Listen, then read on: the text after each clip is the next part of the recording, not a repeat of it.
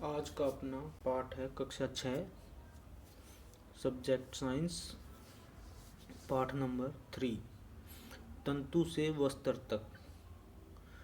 हम जो वस्त्र पहनते हैं वो कहाँ से आते हैं या कैसे उनको बनाया जाता है उसके बारे में सामान्य जानकारी है वो इस अध्याय में हम लेंगे। वस्त्रों में विविधता। वस्त्र है वो अलग अलग प्रकार के होते हैं। गर्मियों में हम अलग प्रकार के वस्त्र पहनते हैं और सर्दियों में अलग प्रकार के इस प्रकार। और कुछ बरसात से बचने के लिए भी वस्त्र उपलब्ध हैं जिनको हम पहनते हैं। वस्त्र है वो धागों से मिलकर बने होते हैं और जो जिनको धागा या तागा भी बोला जाता है उनसे मिलकर वस्त्र बनते हैं। लेकिन जो तागे होते हैं धागे होते हैं वो भी और अधिक पतली पतले लड़ियों से मिलकर बने होते हैं जिन्हें तंतु कहते हैं। जो पतले तंतु होते हैं उन्हें ही क्या कहा जाता है, रेशा कहा जाता है। कुछ वस्त्र जैसे सूती, जूट, रेशमी तथा ऊनी ये क्या है, तंतु पादपों से तथा जंतुओं से प्राप्त होते हैं। इन्हें प्राकृतिक तंतु कहते हैं। ऐसे तंतु या ऐसे रेशे जो हमें प्रकृति से मिलते हैं या तो वो पौधों से या फिर जंतुओं से, उनको हम क्या कहते हैं, प्राकृतिक तंतु। इसके अलावा संश्लेषित तंतु भी आजकल बनाए जाते हैं। संश्लेषित तंतु कौन से होते हैं? ऐसे तंतु जिनका निर्माण हम विभिन्न रसायनों से, रासायनिक पदार्थों से करते हैं। ऐसे तंतु संश्लेषित तंतु कहलाते हैं। जैसे पॉलिएस्टर, नायलॉन और एक्रिलिक, ये संश्लेषित तंतुओं के कुछ उदाहरण हैं।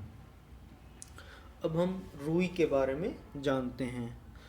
रुई है वो कपास पादप के फल, मतलब जो कपास का फल होता है जिसको कपास गोलक कहते हैं, उससे प्राप्त होती है।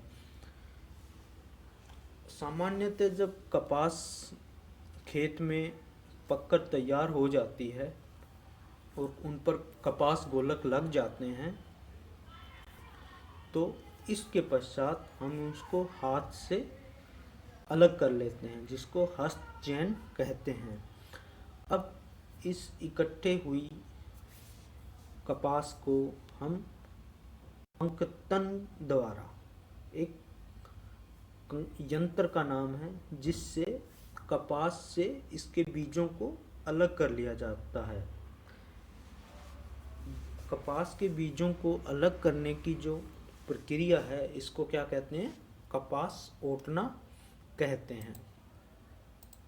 कपास ओटना जो पारंपरिक ढंग से, मतलब पुराने तरीके, जब मशीनों का आविष्कार नहीं हुआ था उस समय से कपास है वो हाथों से ओटी जाती थी। मतलब जो कपास के बीज हैं उनको रुई से अलग हाथों की सहायता से किया जाता था। आजकल है वो कपास ओटने के लिए मशीनों का उपयोग किया जाता है। इसी के साथ एक दूसरा जिसको पटसन या जूट कहते हैं वो भी एक पादप तंतु है जो हमें पटसन है, पटसन नामक पादप से मिलता है और उसमें भी कहाँ से, तने से प्राप्त किया जाता है। भारत में इसकी खेती वर्षा ऋतु, जब बरसात होती है, बरसात के मौसम में इसकी खेती की जाती है। भारत में पटसन को प्रमुख रूप से पश्चिमी बंगाल, बिहार तथा असम में उगाया जाता है। सामान्यतः पटसन पादप है वो पुष्पन अवस्था, मतलब जब इस पे फूल लगे होते हैं उस समय इसको काट लिया जाता है और काटने के बाद क्या है, कुछ दिनों तक इसको जल के तालाब में डालकर छोड़ देते हैं। इससे जो तना है वो गल जाता है और जो इसके तंतु होते हैं वो अलग हो जाते हैं और इन तंतुओं को फिर हाथों द्वारा पृथक कर दिया जाता है। पृथक मतलब अलग कर लिया जाता है और इन तंतुओं को वस्त्र बनाने से पहले तागों में परिवर्तित कर लिया जाता है। मतलब जो रेशे होते हैं उनको आपस में गूंथ कर क्या बन जाता है, तागा। और तागों की सहायता से किसका निर्माण होता है, वस्त्र का। जो तंत पहले हमने क्या किया, पहले हमने रेशे प्राप्त से गूंथ कर या तंतुओं से हमने क्या बनाया, तागा। और अब तागे से क्या बनता है, वस्त्र। तो जो तंतुओं से तागा बनाने की प्रक्रिया है उसको क्या कहते हैं, कताई। ठीक है। हमने पुराने समय में देखा होगा, जो दादी लोग थे वो क्या करते थे, चरखे की सहायता से रुई से धागा बनाते थे, कताई करते थे। आजकल क्या है, बड़ी बड़ी मशीनें का आविष्कार हो गया है जिनकी सहायता से कताई का कार्य किया जाता है। पहले तकली और चरखा नामक दो यंत्र होते थे जिनकी सहायता से तंतुओं को तागा बना लेते थे। और तागों का उपयोग किसके लिए किया जाता था, वस्त्र बनाने के लिए। तागे से वस्त्र।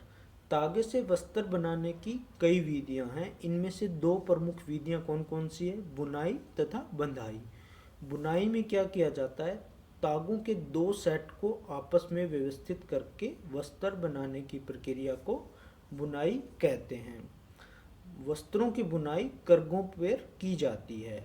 करघे या तो हस्त प्रचलित होते हैं अथवा विद्युत प्रचलित। मतलब करघे जो होते हैं वो या तो हाथों से चलाए जाते हैं या बिजली की सहायता से चलाए जाते हैं।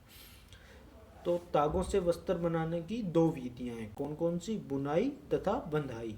बुनाई के अंदर कितने धागे लिए जाते हैं, दो धागों का सेट लिया जाता है, दोनों धागे अलग अलग होते हैं। जबकि बंधाई के अंदर है वो एक ही धागा होता है। एक ही बंधाई में किसी एकल तागे का उपयोग वस्त्र के एक टुकड़े को बनाने में किया जाता है।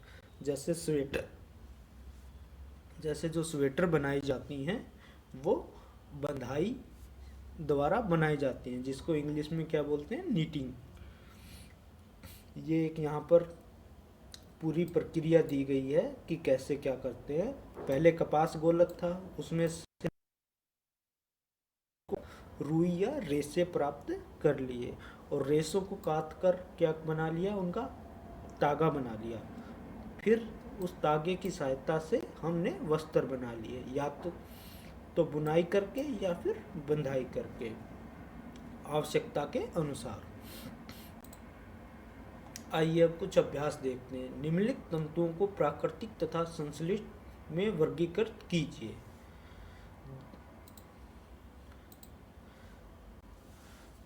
प्राकृतिक रेशे कौन से होते हैं, जो हमें प्रकृति से मिलते हैं। तो इसमें प्राकृतिक जो होंगे वो कौन कौन से होंगे,